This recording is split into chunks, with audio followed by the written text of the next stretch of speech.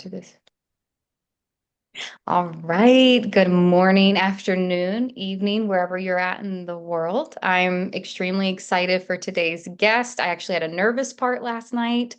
And so I am just really anticipating today's conversation, excited to get all the gems and wisdom from Jess. And Jess, I'm going to kick it over to you to do your introduction and then dive right in.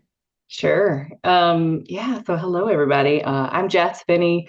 Um, my full name is Jessica, so I named that because you might see that around and about. But I usually go by Jess, and I grew up in the southern United States in the state of Virginia, but I spend most of my time these days and have for the past 20 years in the urban Midwest in Minneapolis, Minnesota.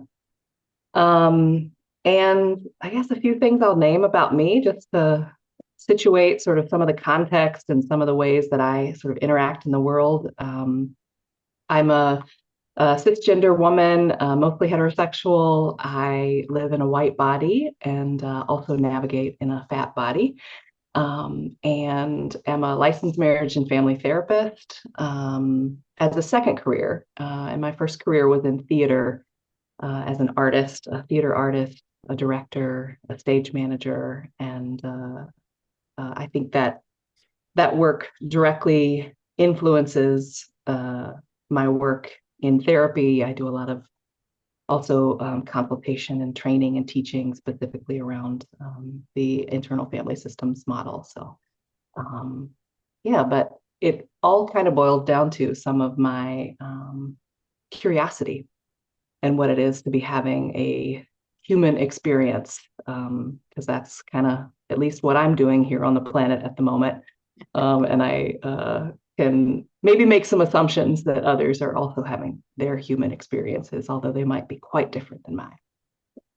Yeah, and I love the curiosity, and this is Jess's mustard seed of hope is discussing curiosity and getting different language around it. And I'm really excited for you to dive in there, Jess, and start the conversation.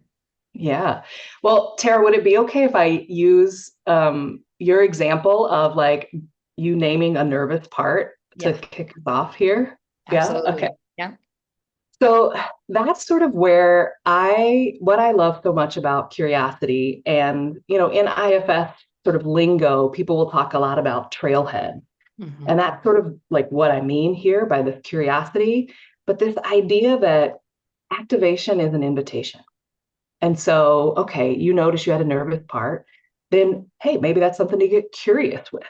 right? And it doesn't, like, I think maybe because it's not a requirement, it's an invitation, right? And so those are opportunities for, hey, whatever's happening in our lives, in our day to day, in our interactions with others, in our anticipation of what's to come, in our reviewing or thinking back of what's come before, or even just like, I mean, I woke up in the middle of the night last night and I had some parts like giving me all kinds of shit about all kinds of things that are still on the to do list and have not been crossed off.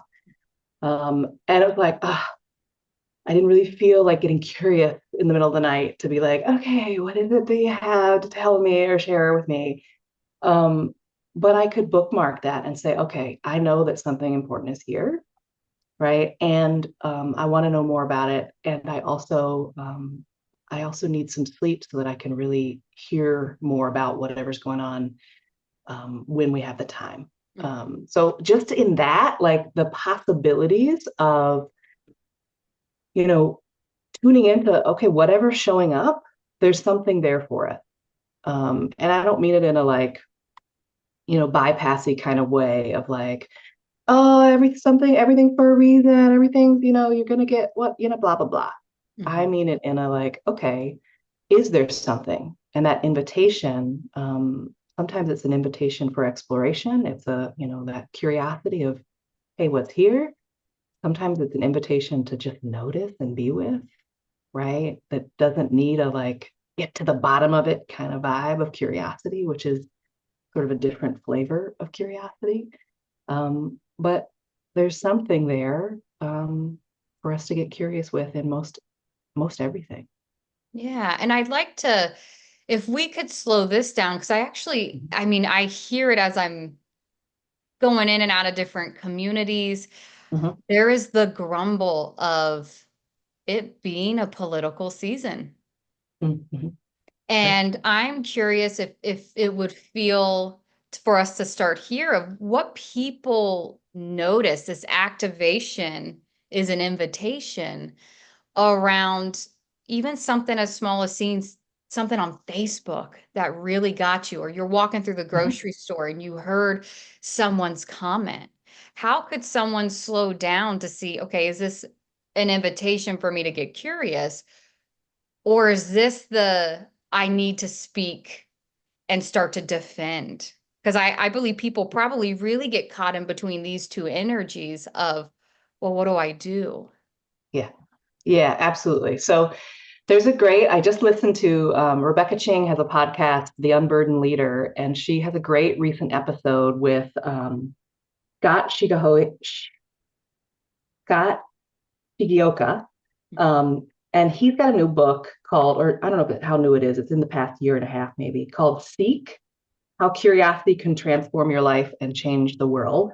Mm, And he talks a lot about, especially on that podcast, about like sort of, he did some travels around the US into lots of communities where he, as a BIPOC queer man, did not expect to be welcomed and come up against sort of these polarizing views. And he does a great sort of breakdown of curiosity and some deep dives and some sort of specific tools to use in that. So I would, love to send folks to his book or Rebecca's podcast or both. But I think this is where the curiosity of what's important to me, mhm, right? That for me is kind of it boils down.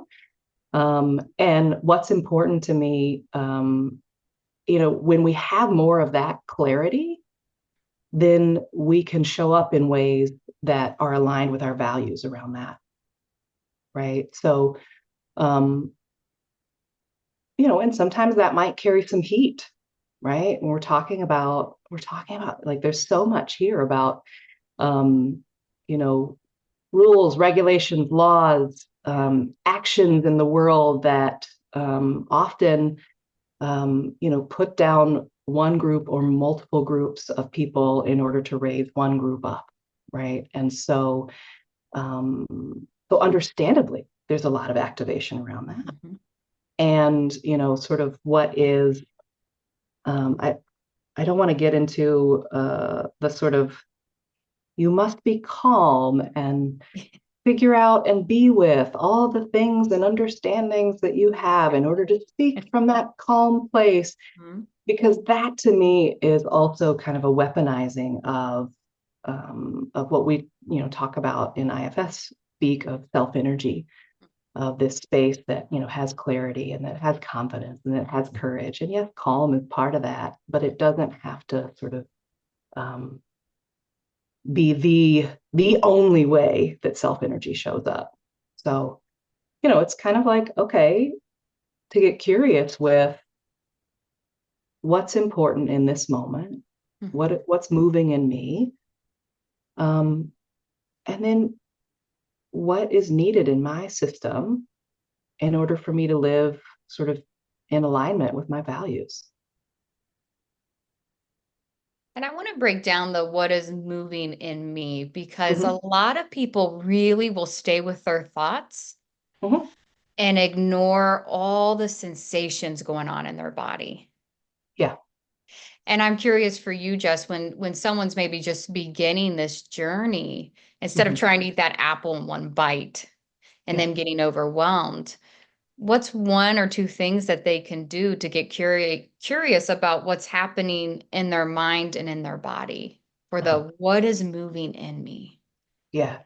Well, I like to kind of say, like, I'm someone who came into the IFS model from a very analytical place, from Yeah. all my beautiful thinking team. Thank you so much, team. And what is it to recognize that even if our entry point is thoughts, those also are somehow related and in connection with the body, Yeah. right? Because we as humans are like in this body. And Mhm. so whatever is happening in or around the body, right? And those thoughts. I try not to push too hard against like, okay, don't think, or like let's move away from the thoughts or where else. Mhm. But to get curious about, okay, when you notice those thoughts, um, is there any kind of like quality to them? Do you notice any like tension there? Is it, does it feel kind of open or closed? Or is there any kind of speed at which they're going? So, kind of looking to what are some of the qualities of movement or sensation that might show up in the body that we can use to get curious about the thoughts that are there too. Okay. So, for example, oh, yeah, they're just really quick. I'm ruminating all the time. They're just going, they're just going, they're just going. Okay. They're just going like that. And when they're just going like that, like, what do you notice? Do other places in the body go like that too? Or do they like, go to the kind of opposite or the reciprocal or like the other end? And do they, are other places in your body kind of tight or slow or shut down while that's doing that thing? What do you notice about that? Right. So just using whatever's there as a way to build on and get curious with and see, how can we how can we be with whatever there is? Mhm. And I love that you pull that back to the being with the activation that's really taking up the most space, That's right. and then extending that into the invitation to observe and get curious Right. about the other things going on. Yeah. Yeah, absolutely. Because, it's sort of some of my background in teaching artist work. I did a lot of studying of, different models of like education design, and I did a lot of work in classrooms. And one of the things that sticks with me the most from some of my training in that time is that there are many doors to success. Mhm. And if we expect students, or in this case, humans in general, for there to be only one door, then we've done a disservice Mhm. because there's so many doors. And if we, as maybe I'll speak for myself as like a clinician here, if I'm just thinking there's one way in Mhm. which this client can heal or be with whatever's going on, um, then that's something about my parts. And Mhm. that's something for me to get curious with. And, we live in a society that has, based on dominant culture and specifically a dominant white culture, there have been things that have been said like, this is the way, Mhm. right? And any other things are off that path, and we need to get onto this path. And I would invite folks to, get curious with how that shows up in their day to day, and in their kind of notion of, okay, we got to get to the body. And if thought and like missing that thoughts can be in the body. Yeah. And so like, I really think about, I like to even like draw a little rectangle, like a room that is like um, success or connection in this, success to learning with kind of the educational connection, but like connection and being with, like, and just draw lots of different doors, Mhm. right? And what is, and what door works for one client, what door works for me might be a totally different door than what works for you, Tara. And how can I get curious, especially if I find myself maybe sort of some of that grasping or like this needs to go this way. Yeah. Um, how can I get curious of, wait a minute, what door am I trying to make Tara go through? Yeah. And I love this because this is a great like lead into also what parents do. Totally. Yeah. They really, and for a lot of it, it's what keeps parents comfortable Hmm. and their child safe. Yes, And absolutely.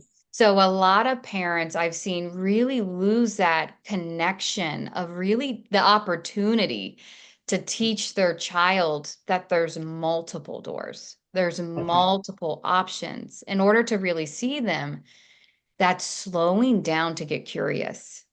Yeah. It's crucial. Yeah.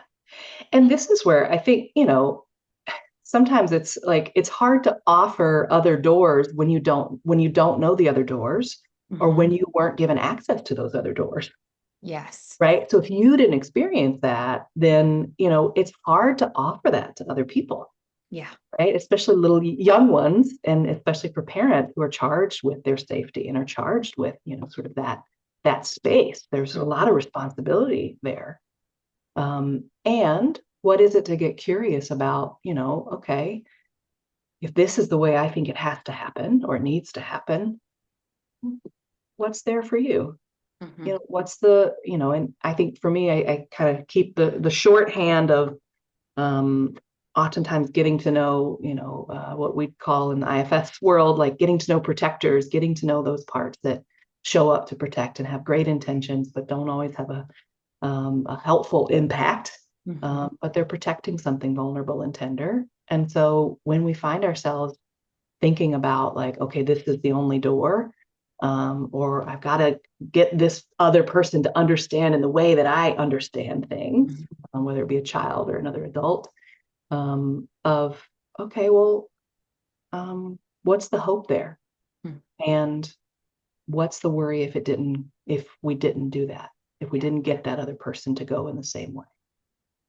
Yeah. And that ability to slow it down is Mm-hmm. such a relational gift for ourselves Yes. and for others. Yeah. Yeah. And being able to slow it down to first meet what's happening inside of you. Mm-hmm. So then that you have that clarity, because then you do know, okay, what's at stake? That's right.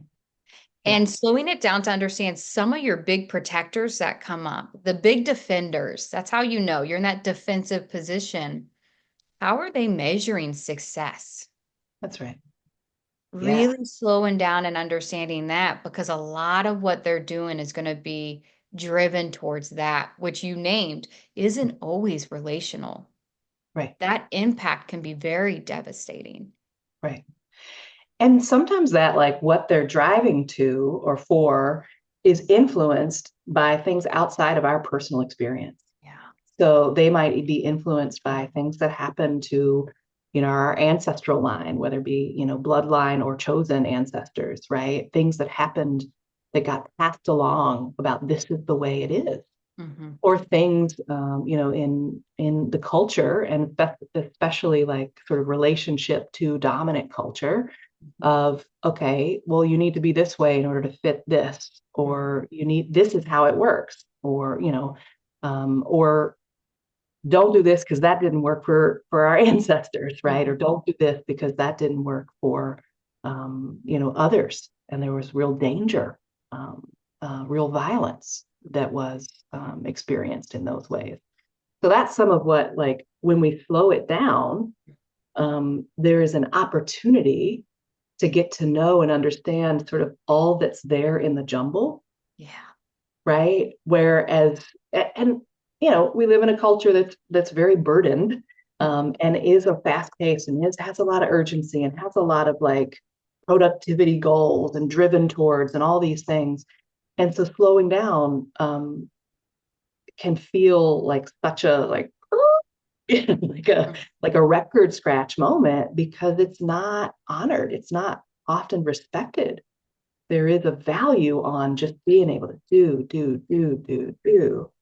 And when we take the time to say, wait a minute, I need a minute to check in what's going on here, then we're kind of disrupting some of that, which can be a challenge. Yeah. And even there, and it's going to be courageous for some people to really slow down to disrupt that That's right. because it's going to be very different for probably people within their social system, right? In That's that right. group. Yep. And so I also want to name that, if you choose to do that experiment of being courageous to slow it Mm-hmm. down, Mm-hmm. take even a moment to take a step further back just to see the impact on people around you, to Mm-hmm. see what happened for them. Mm-hmm. Because a lot of times when we change one behavior, it's going to impact the system. Yeah. Yeah. And the one thing I tell clients is think of a spider web. And all these parts, they all have their own strand. And when they get activated, they jump. And then what's the impact on the web? Mhm. It impacts the whole. And Yeah, then your whole family system has their own webs, but you're all connected. So if one gets, the whole feels. And right. slowing that down to really just be with it Mhm. and getting curious of the ripple, just watching that ripple Yeah. and not being responsible for the rippling. Yeah. Yeah. And it's kind of like the not responsible, but aware and responsible of the impact, Yes. right? Because I mean, or accountable for the impact, Yeah.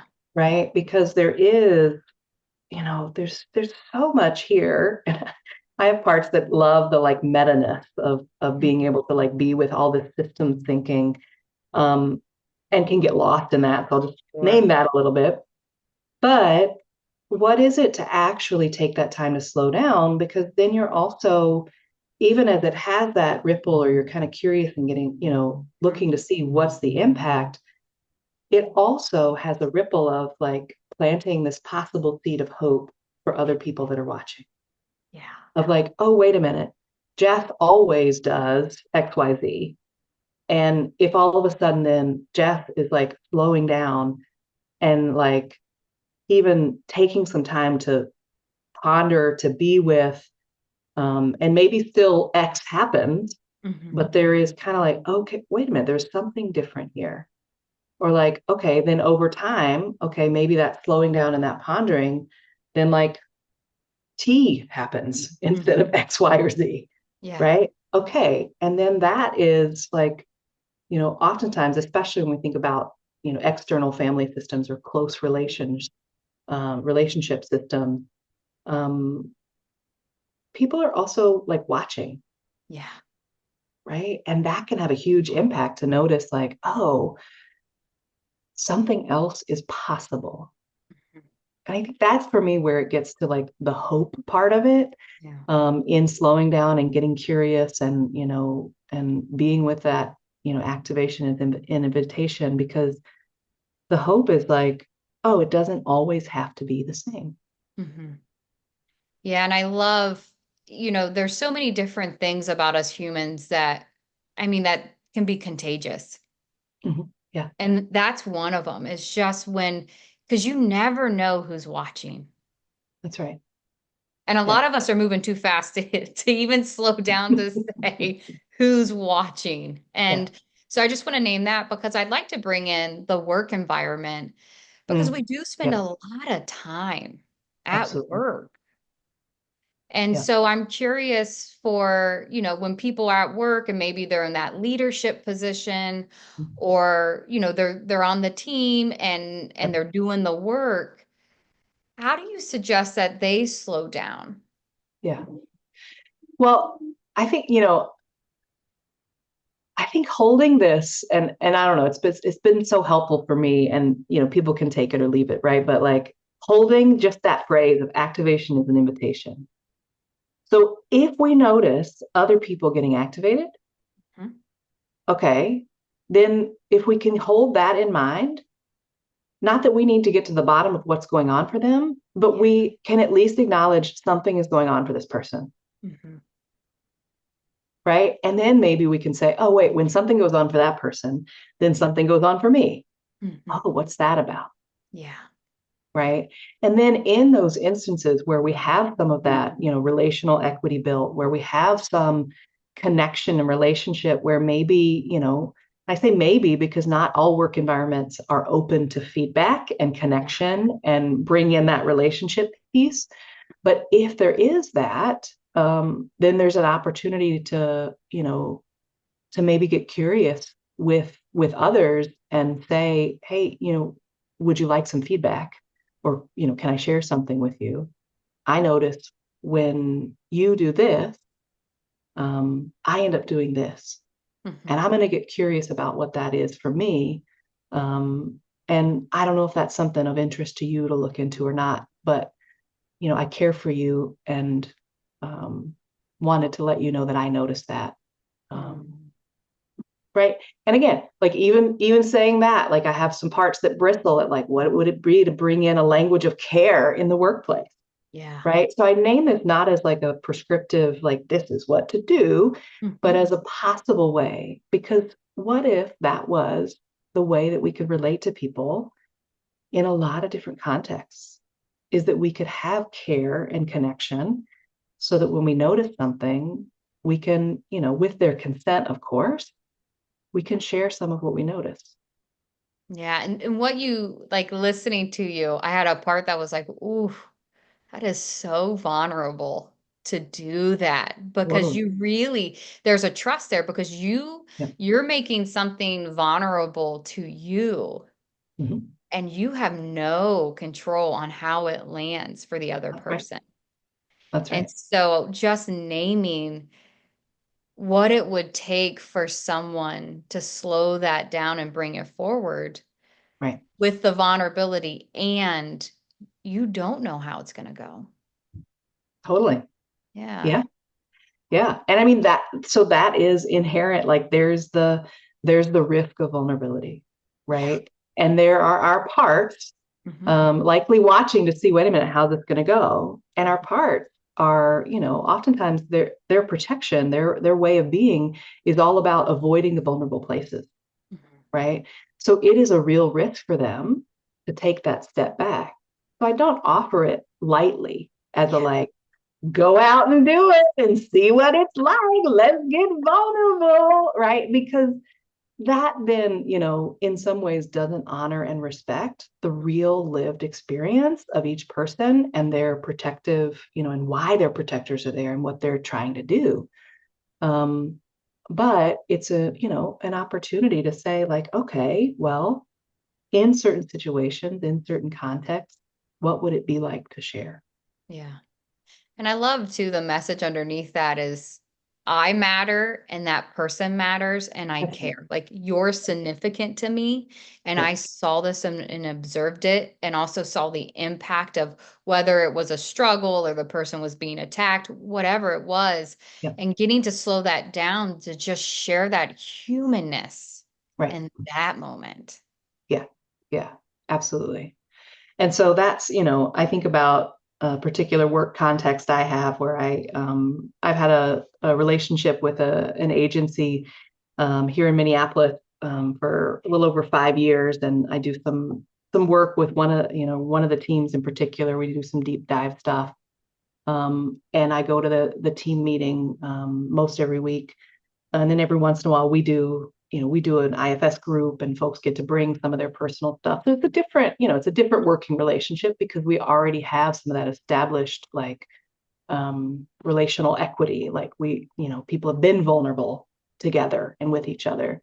And I've had to show up and be vulnerable in that space too, because I can't expect others to be vulnerable if I'm not leading in that way. And vulnerable doesn't mean like I'm sharing all my stuff.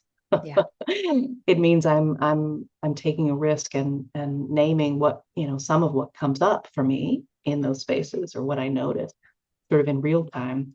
But then, because we built that relationship over time, then, in the team meeting, something comes up for, the person who's like the supervisor of that team.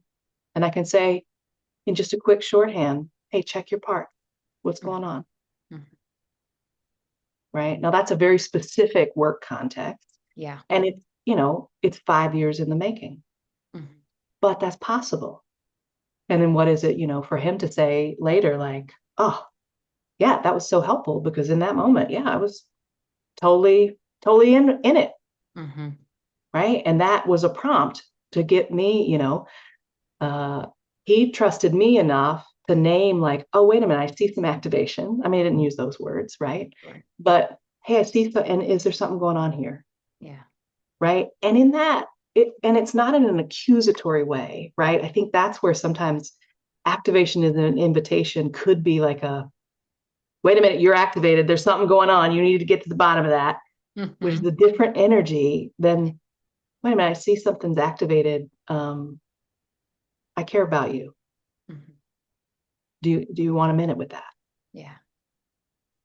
Yeah, and I think about all the poor managers, leaders I've had in the past, Yeah. and how big it would have been if they would have said, I can see something's really going on for you right now, and I Yeah. care about your experience here at work Yeah. and and outside of work, but I really want to know what's going on here Yeah.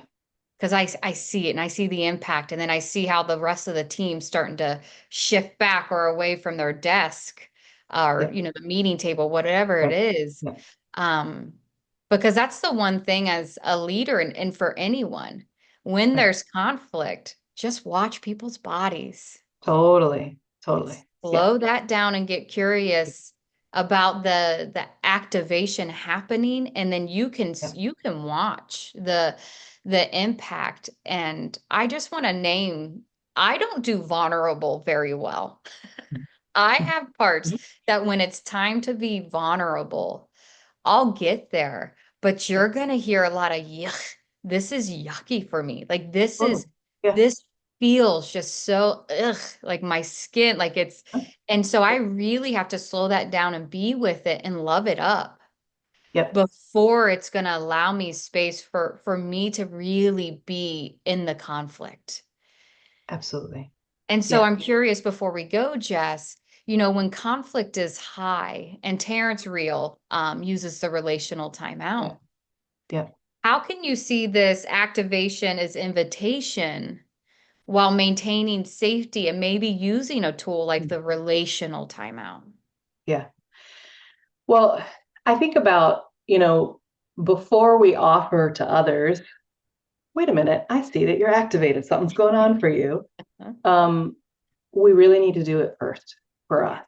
And so, from an IFS lens, we talk about like the U-turn. Mhm. And then Tony Herbine Blank add sort of like the U-turn before you return to Mhm. another person, the relational piece of that. So how do we take that time to get clear of, wait a minute, what's going on for me? So, for example, I think about, conflict with my partner, something comes up, and I'm like, something is here. And I have all these parts that want to be like, Yeah. This is all about you. It's you, Yep. it's you. Mhm. And and I'm like, wait a minute, but there's some, it wouldn't, if it's, here's another sort of like adage that can be helpful of like, if it's intense, it's yours. Mm. And so, okay, is there something here for me? And I can say to him, there's something that's here for me, and I'm not quite sure what it is, but I know I need to spend more time with it.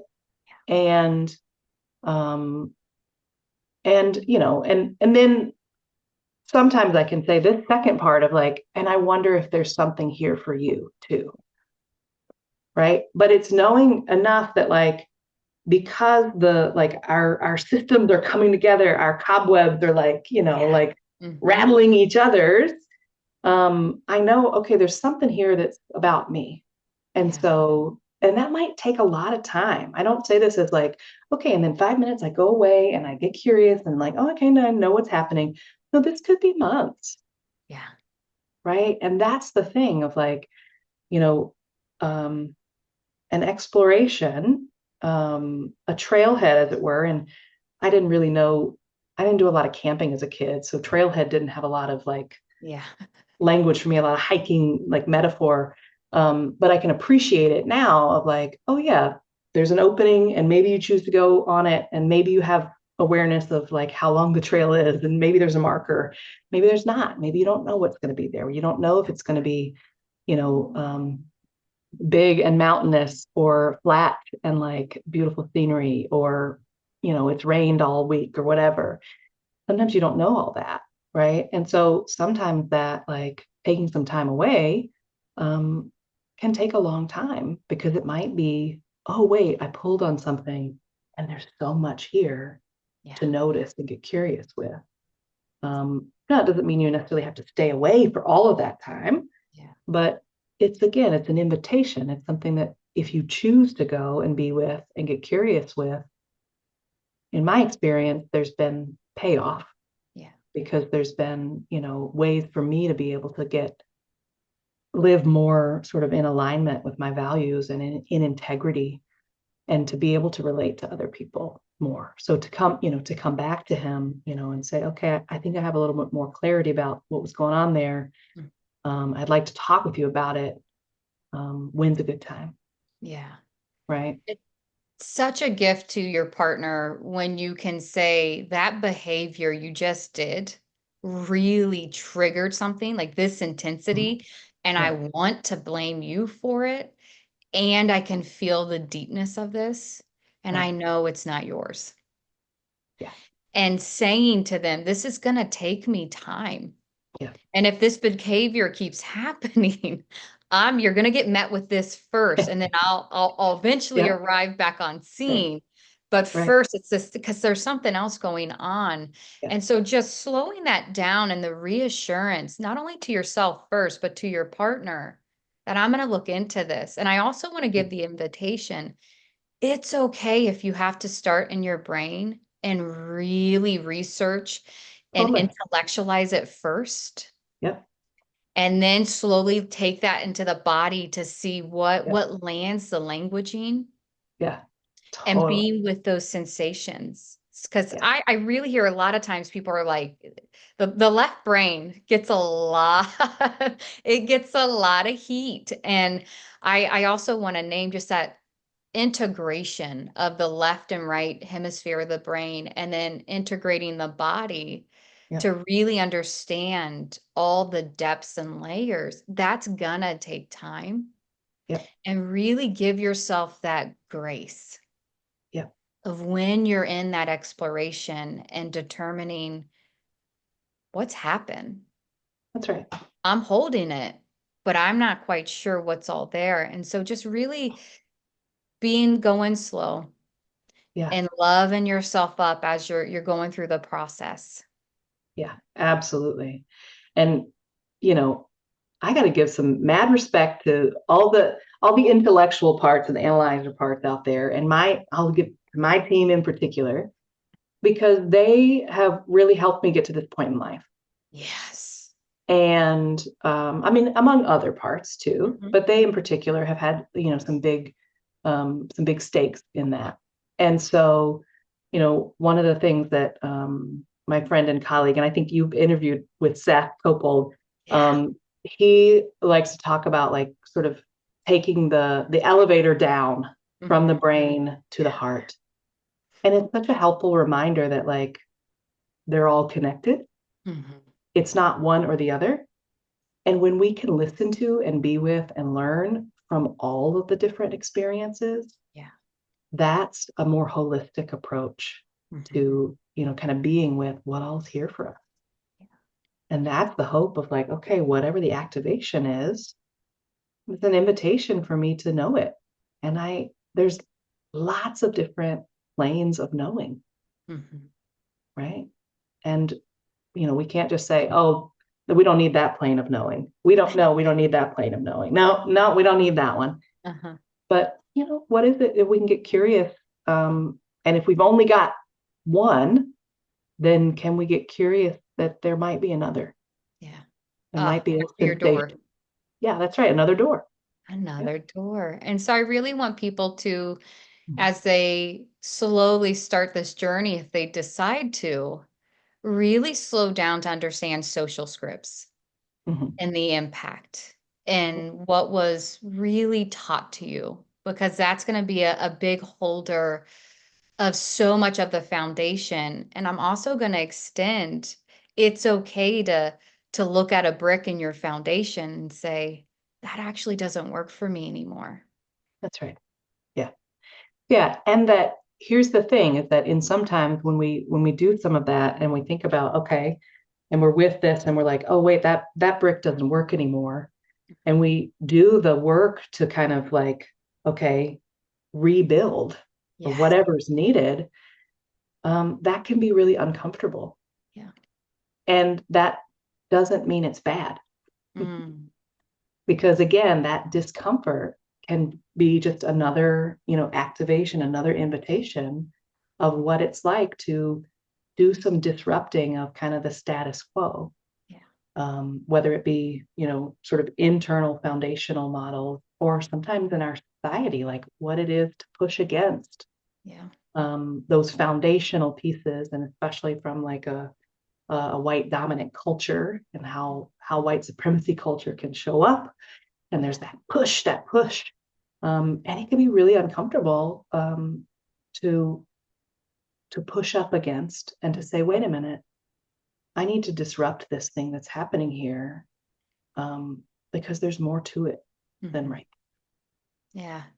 And also the slowing down of you're going to find some of these, whether it's in the society Yep, or from your family of origin, there's going to be some loyalty and that's right. obligations. And when that layer shows up, that's Yeah, another yeah, invitation. that's right. That's Yeah. right. So, Yeah. Jess, as we're closing this one out, what would you really, any last anything to offer to people who are maybe just starting this journey or they've been on it for a while? Anything Yeah. else you'd like to offer to them? Yeah. I'll just that as you go and whatever way you go, there is sort of no wrong way. Yeah. And I think sometimes there can be such a burden of like a right or a wrong, Mhm. a good or a bad, where we have that binary thinking in like our exploration of self and of, of our sort of human experience. And what is it to get curious about, the multiplicity therein, Yeah. that there can be multiple truths happening at the same time. There can be information for you, there can be discomfort, um, and there can be great like playfulness, and there can be excitement, and there can be ways of being that maybe haven't even imagined from that thinking place, um, but could be possible. And so, what is it to, I think, as you might name it, of like give yourself grace, Mhm. right? And I might name it as like, yeah, imagine there being more than one door, Mhm. and that your room might look totally different, and your doors might look totally different than anybody else on the planet, and that's okay. Yeah. Mm. That lands so well. Thank you so much, Jess. I appreciate your Yeah, time you're welcome. and looking forward to hopefully collaborating with you again. Sure. And just so grateful. So thank you so much. Yeah, you're welcome, and thank you for your curiosity and your being with. It's really lovely to be with you, Tara. Oh, thank you.